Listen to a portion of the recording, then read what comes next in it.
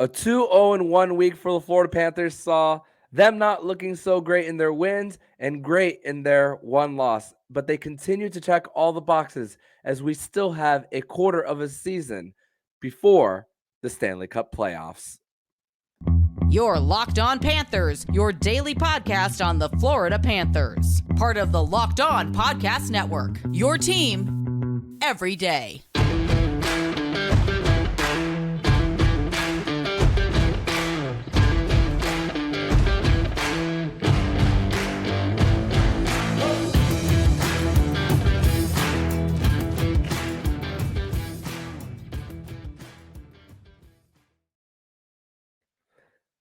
And welcome into this Tuesday, February 27th edition of the Locked On Florida Panthers podcast, part of the Locked On Podcast Network, where it's your team every day. Thank you for making the Locked On Florida Panthers podcast your first listen of the day. I'm Armando Velez, and you can follow me on X at MondoMan12, follow the show account on X and Instagram at LO_FLA Panthers. And shout out to the everydayers who come back here and get your daily Florida Panthers fix. Today's episode is brought to you by Sleeper. Download the Sleeper app and use promo code LOCKEDONNHL to get up to a $100 match on your first deposit. Terms and conditions apply. See Sleeper's terms of use for details.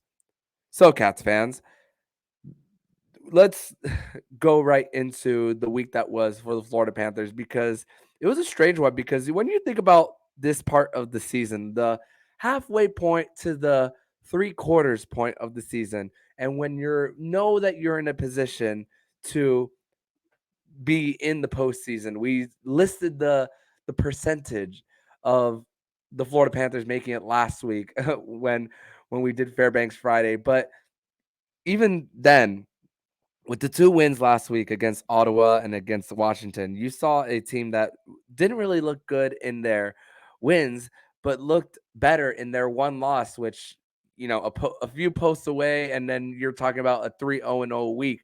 And that's not even mentioning the injuries for the Panthers that they suffered and that were missing Saturday night against the Washington Capitals in their 3-2 overtime win. No Matthew Tkachuk, no Kevin Stenlund. And this is the thing for the and Paul Maurice spoke about it after the game about what would have happened if Washington won, about the situation that they were in, the points, the games in hand. So Panthers, they were well aware of what was at stake on the other side, and they were able to still match their opponent's desperation as well. And you think about when you give up two on the penalty kill, one to Sonny Milano on a quick tic-tac-toe, and then on the rush on the power play as well. Both of the goals that the Washington Capitals scored were right up on the blue paint, and none of them were at 5-on-5. So a little bit encouraging there. And funny enough that Paul Maurice joked about it in practice today about Kevin Stenlund missing time and then having to probably going to his agent for more money, which I'm thinking, hello, where's the Kevin Stenlund extension? Something I mentioned back in November, December, and that's the one extension that I would like to see, at least a 1-year deal, at least. But in this one, I mean, different players stepping up. Cousins, his first goal in 34 games and all, and getting into a fight with Anthony Mantha, and he was one assist away from a Gordie Howe hat trick as well. So just needed that one more as far as getting as far as completing that as well. And Gustav Forsling, the leader in plus minus for the NHL this season, creates a defensive play. Him and Bennett were active with their sticks as the Washington Capitals were entering the zone in overtime, and then the Panthers go the other way. Bennett sets up Gustav Forsling on the one-timer to beat Charlie Lindgren, and the Florida Panthers win on Saturday night to sweep the season series against the Washington Capitals. And you think about how in this one, before the power play goal, the one that tied it at 1, Panthers didn't allow a shot in over 10 minutes, but couldn't take advantage of tilting the ice in their direction. Nick Cousins, not only we mentioned him on the first goal in 34 games, but opportunity to drive to the net and then and then that zone time that the Florida Panthers had caused them to go up on the man advantage, which resulted in Barkov's power play goal redirection, which was originally given to Verhage, but later after the game given to Aleksander Barkov. So now that's 2 goals for the captain, or Captain Goon, as Paul Maurice likes to say. 2 goals in the last since December 16th, and Barkov went to the box in this one again, and now up to 20 penalty minutes on the season, and that's where Paul Maurice went on a little bit of a tangent. I asked him about the penalty kill, and he said that it runs the minutes of Sam Reinhart and other guys more on the night, and then that's where he decided to go sway away from that and talk about the Barkov penalty that he wasn't really pleased with on the hold that sent him to the box. But also, we asked Paul Maurice about the 2 power play goals against and what it has to do with the guys being out, and he says mostly that the important thing is the understanding of systems, and that you get your players in order to understand it as well. And he says, quote, "You get the various degrees of offensive success when you play it, but everybody would understand the page." And he says, "I think that we're working through 9 goals against Tampa Bay, but it doesn't happen. Then all of a sudden you decide there's a different kind of offense that we can have, which is a good thing, though. We're still winning games and playing well, but each block of time. There's been other blocks of the year. They've been short where you didn't love. I didn't love where we play, but we came out hot and strong." Close quote. So different parts of the game asking different guys to take different roles or more minutes when it comes to that. And little difficult to manage that because Kevin Stenlund on the defensive side of special teams, Matthew Tkachuk missing on the offensive side of special teams. Yeah, Sam Bennett can go plug him in on power play 1. Yes, you can. But still, the differences of different personnel there, and then trying to balance everything out there as well, which thankfully for the Panthers, these injuries that they've had uh, for Stenlund and Tkachuk, they're nothing long term. So we could eliminate the conversation about LTIR and all that stuff as well when it comes to that. And also decided to do a little bit of math after the game as well when he spoke about Washington being on the bubble and the swing that it might have caused. I decided to calculate the magic number to clinch a playoff spot, and right now it's 34. So I'm going to leave it at that and not check it for another week or week and a half just to see where it goes from there. So it's just about the different standard and the different expectation for this team, where you're relying on your defense first mentality, winning your battles in the corners, protecting the middle, winning your defensive zone draws for quick outs, and then the Panthers just suppressing the shots for. And with Anthony Stolarz starting in this one, a good opportunity for Sergei Bobrovsky to get rest, because you're thinking the last game Sergei Bobrovsky played on Thursday, you're looking at four days off for Bob there in between. So Anthony Stolarz giving you that start, giving Bob rest, and putting that trust factor in the goaltending for the Cats. And really, when you think about the Panthers there, you're giving yourself every chance to win night in and night out. And the streak for the Panthers now, their 11 game road winning streak might be over, but 13 games in a row for the Panthers that they have allowed 2 goals or less.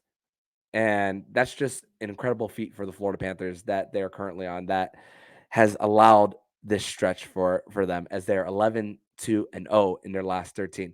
And we're actually going to continue that conversation as the standard and expectation has changed. And even when the Florida Panthers aren't playing their best, you're still seeing the different parts of the team and different players stepping up every single time. We're going to discuss that and more here on the Locked On Florida Panthers podcast. Today's episode is brought to you by Sleeper, and we are past the halfway point of the season. And regardless of where the Panthers are in the standings, I want to remind you that you could win big by playing daily fantasy hockey on Sleeper, the official daily fantasy app of the Locked On NHL Network. Sleeper is our number one choice for daily fantasy sports, especially daily fantasy hockey, because with Sleeper, you can win 100 times your cash in daily fantasy contests. All you need to do is pick whether studs like Connor McDavid, Sidney Crosby, Nathan McKinnon, if they'll record more or less their sleeper projections for things like goals, assists, plus minus, and more in a given game. To win a 100 times bet on Sleeper, you need to correctly predict the outcome of 8-player stats. You heard me, Cats fans. You can win 100 times your money playing daily fantasy hockey with Sleeper. So start paying attention and nail your picks so you can start winning big. Use promo code LOCKEDONNHL and you'll get up to a $100 match on your first deposit. Terms and conditions apply. That's Locked On NHL. See Sleeper's terms of use for details and locational availability.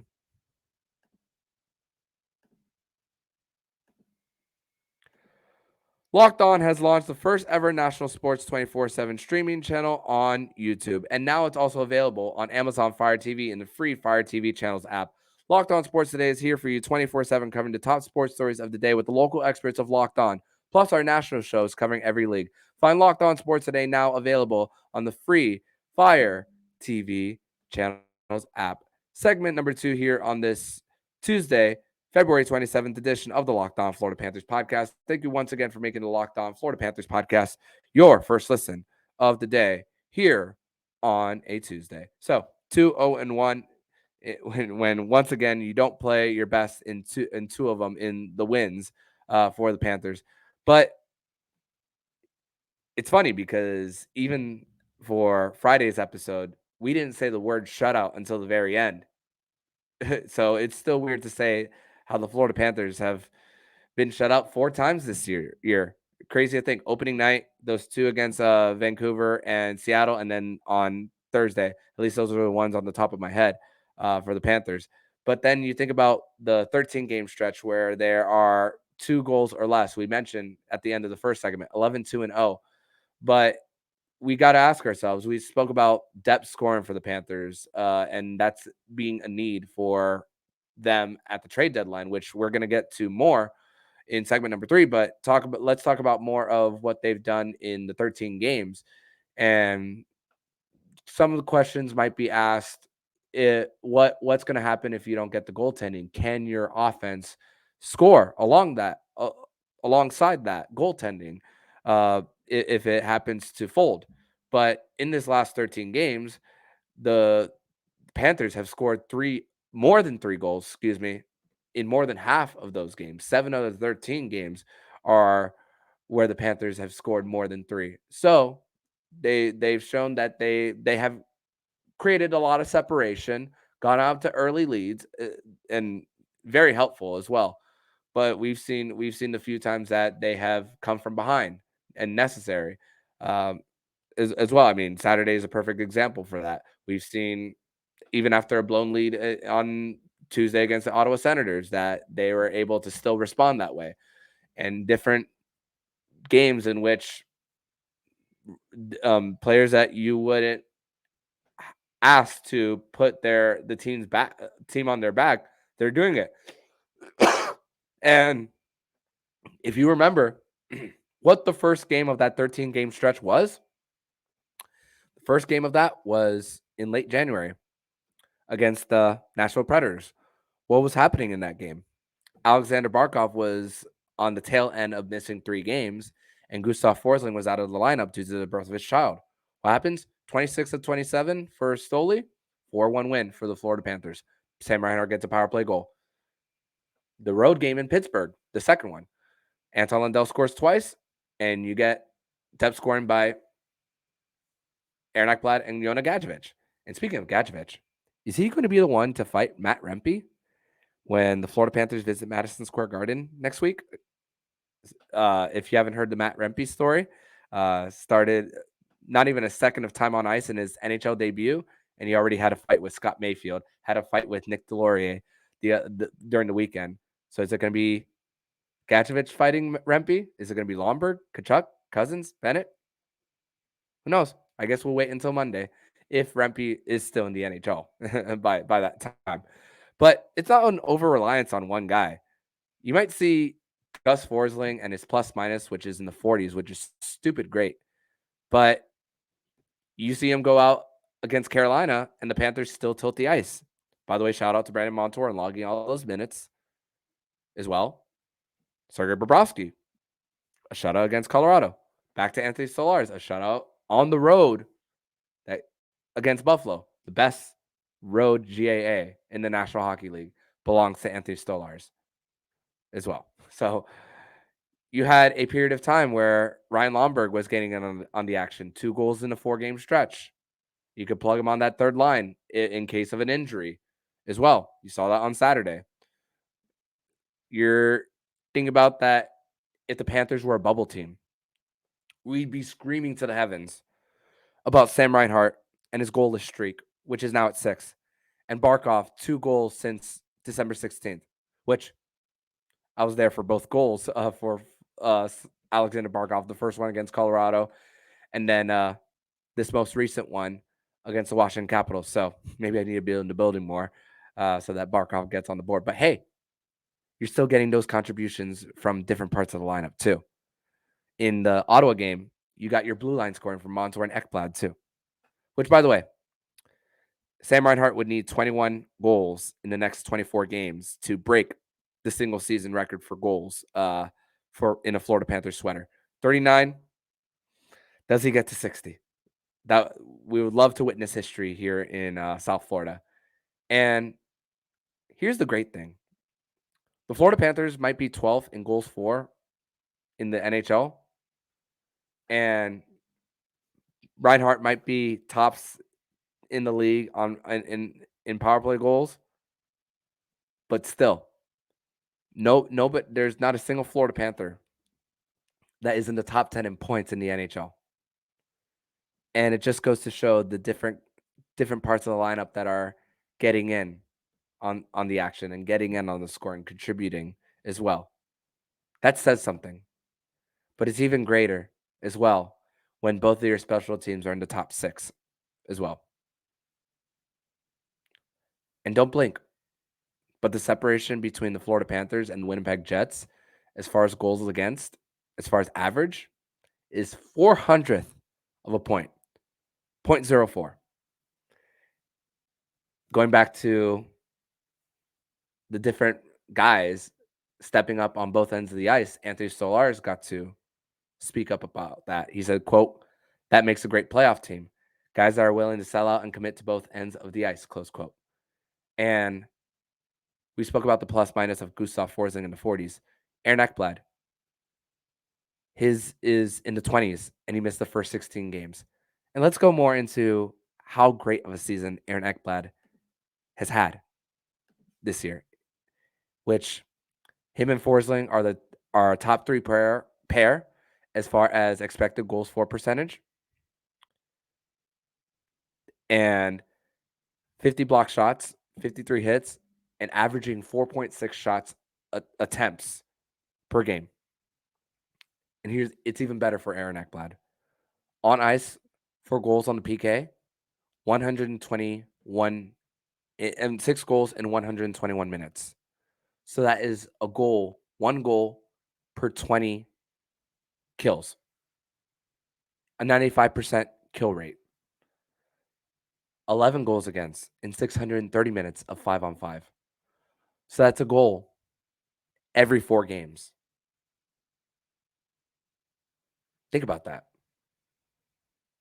That's the bounce back year and a healthy Aaron Ekblad that we've seen. And and doing it as a right-handed shot, that is everything you wanted in a number 1 overall pick. And yeah, injuries have been an issue for Aaron Ekblad. Yeah, he has a contract that's going to become a modified no trade come this offseason.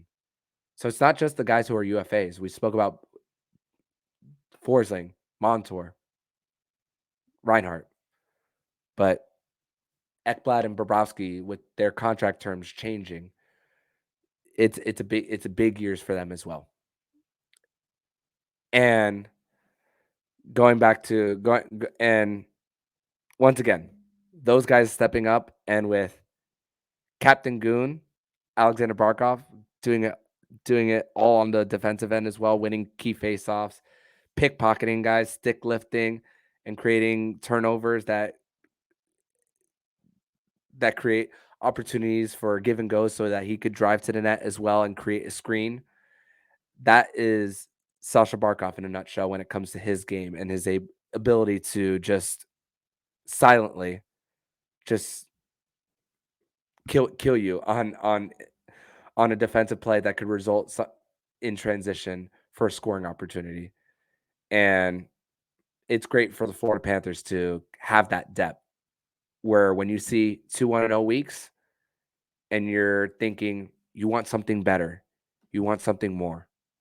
And that is the great thing about a standard change and an expectation change in Sunrise, Florida, which now we spoke about how the Panthers still have plenty of scoring across the roster, but they still, I feel, need to add at least one thing to their lineup, and that's more bottom six depth.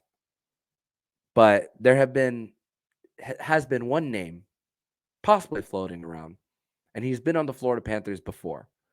We are going to discuss that and more in segment number 3 here on the Locked On Florida Panthers podcast.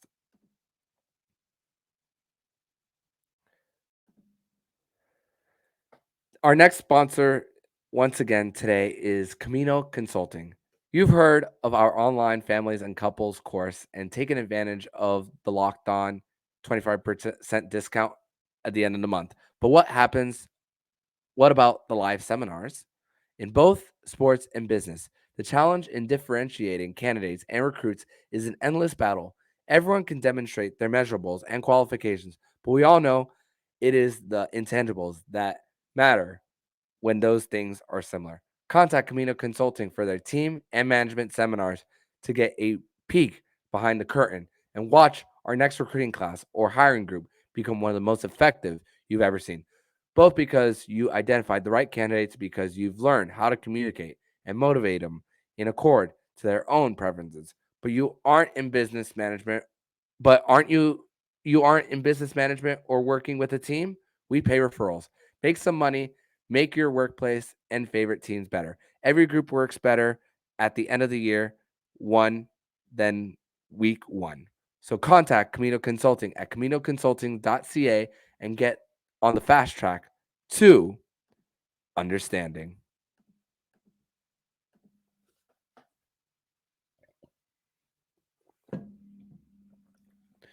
Third and final segment here on this Tuesday, February 27th edition of the Locked On Florida Panthers podcast. Thank you once again for making the Locked On Florida Panthers podcast your first listen of the day here on a Tuesday.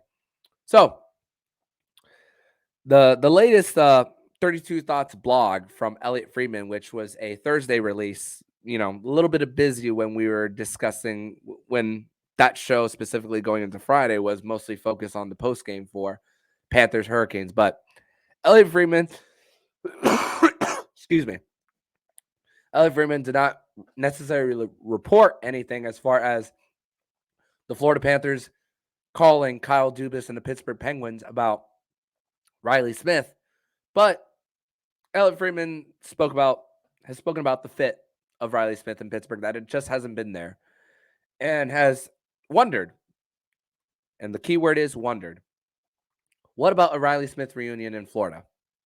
And then just the other day, Emily Kaplan of ESPN's talking about how Reilly Smith would be a great fit with the Florida Panthers. And it's been 7 years since Reilly Smith has been with the Panthers. Usually hovers around 50 points a season and all. But and when it comes to everything with Reilly Smith and the whole expansion draft debacle from Dale Talon, which Marchessault is the pick, and then in order to keep Reilly Smith, you have to add something else in order for the trade not to happen and all. But Reilly Smith ends up being part of the Vegas Golden Knights as part of the expansion draft and all. And, they end up winning the cup. So that was worth it for them. One of the two guys of the original Misfits happened to be there 6 years later and win the cup and all. But I mean, I know it was 8 years ago, but Reilly Smith scored four goals in 3 games against the New York Islanders in the first, in the first 3 games of the first round series back in 2016. I remember also having the primary assist on Nick Bustad's game winner in game 2. I believe it was Teddy Purcell who scored the first one in game 1, but Kulikov got the empty netter in game 2. But regardless of the point, prior to the Edmonton Bubble, Reilly Smith was asked about how does he feel about playing in an empty arena in Edmonton during the bubble, and he said, "I'm used to empty arenas. I used to play in Florida and all," and that made this fan base really livid, not pleased with the comments, maybe not so nice ones directed back at him, you name it. But two things can be true at once when it comes to this about the whole, in order to make a team profitable, successful, and all, as far as the business side of things, you need fans to show up for your product.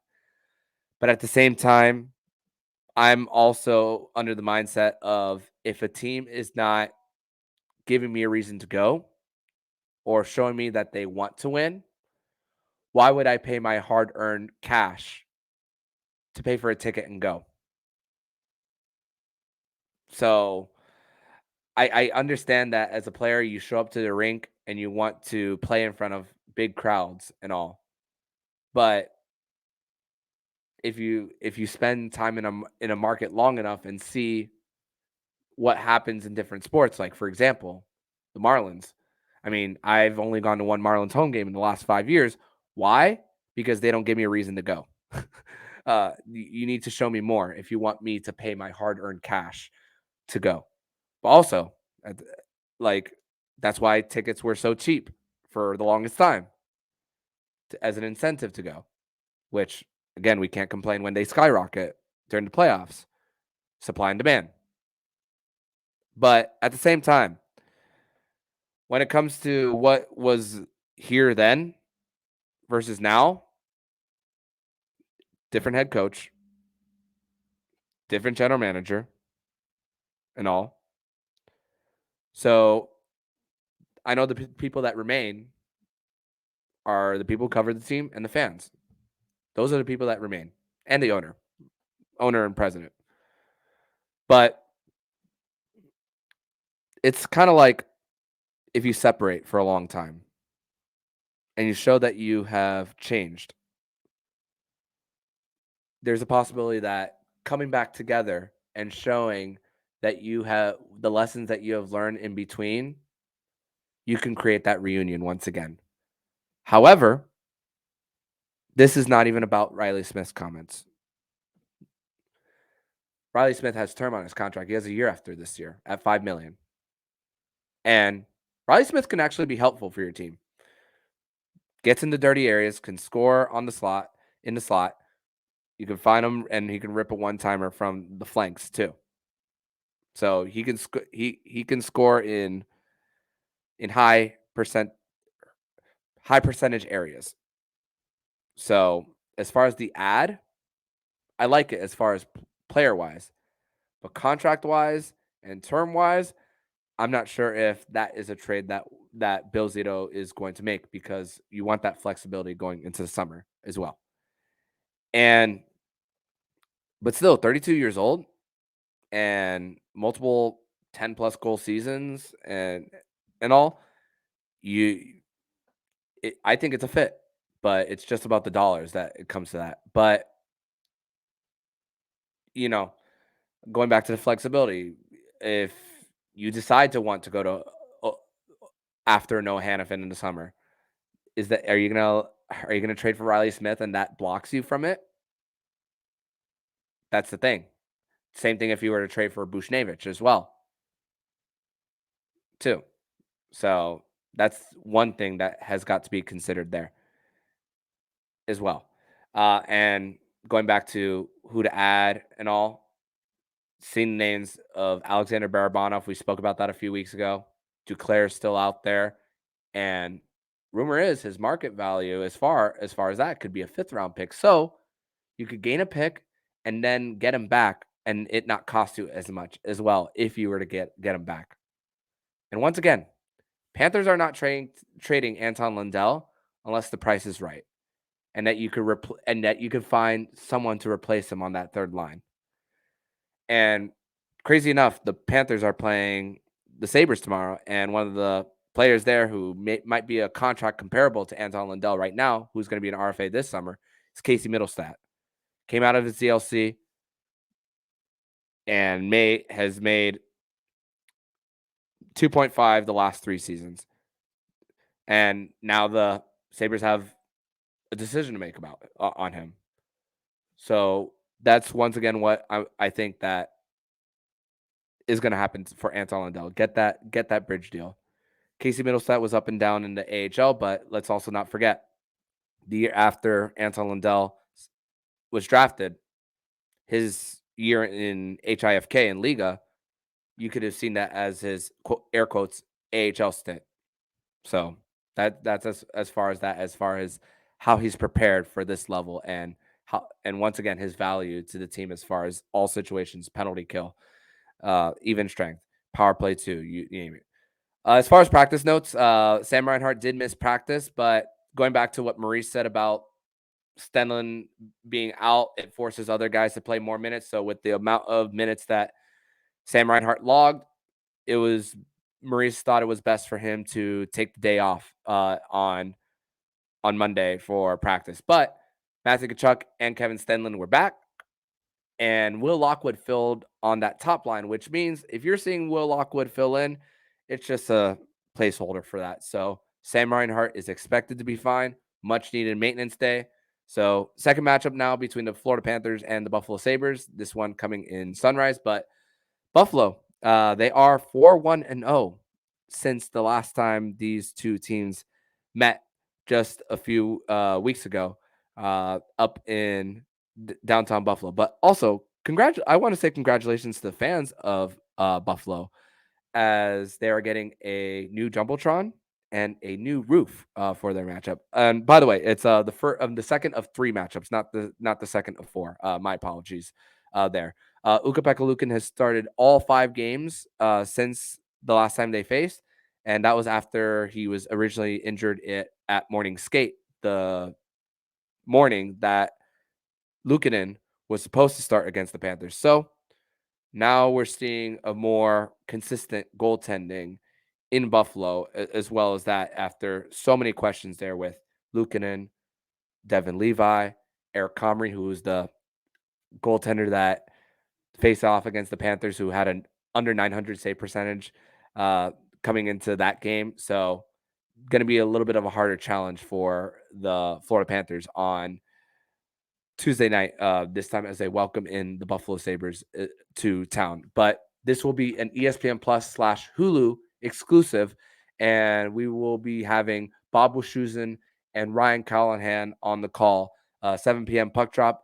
And for tomorrow's edition of the Locked On Florida Panthers podcast, Jacob Winans will be back as we will be doing a post-game edition of the Locked On Florida Panthers podcast, recapping this Florida Panthers Buffalo Sabres game from Amerant Bank Arena. But in the meantime, if you like what you're hearing, please subscribe to the podcast to be notified every single time the Locked On Florida Panthers podcast jumps into your podcast feed. Don't forget to also subscribe to the other shows on the Locked On NHL network, including Locked On NHL, Locked On Fantasy Hockey with Flip Livingstone and Stu Roden, and Locked On NHL Prospects. Thank you once again for making the Locked On Florida Panthers podcast your first listen of the day. So I'm Armando Velez, signing off. And you've been listening to the Locked On Florida Panthers podcast, part of the Locked On Podcast Network, where it's your team every day.